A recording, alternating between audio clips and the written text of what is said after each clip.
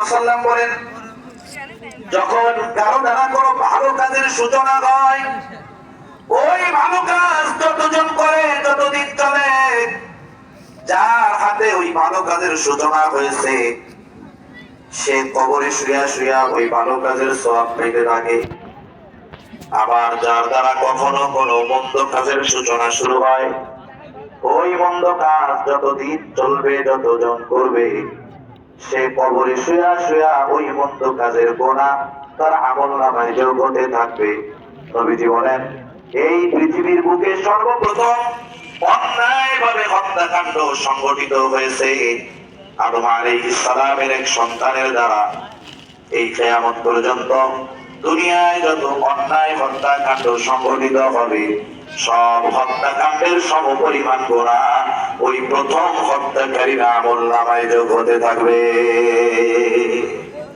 তাহলে আমার দ্বারা যদি কোনো ব্যক্তির কথার খেয়ানত হয়, যতজনের কাছে পৌঁছাবে এই সমপরিমাণ খেয়ানতের গোনা আমার আপনার আমলনামায় যোগ হতে থাকবে। এজন্য কথাও আমার।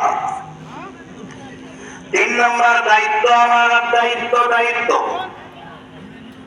এই জামানায় মানুষ দায়িত্বকে আমানত মনে করে না।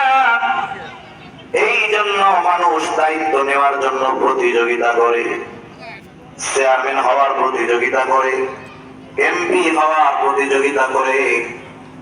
অথচ দেখুন, এমন এক জামানা ছিল মানুষকে জোর করে দায়িত্ব দেওয়া যাইত না।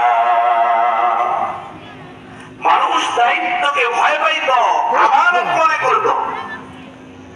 ইমাম আযম আবু হানিফা রাহমাতুল্লাহি আলাইহি, খলিফা মানসুর ইমাম আবু হানিফাকে বলতেছে, ও ইমাম, প্রধান বিচারকের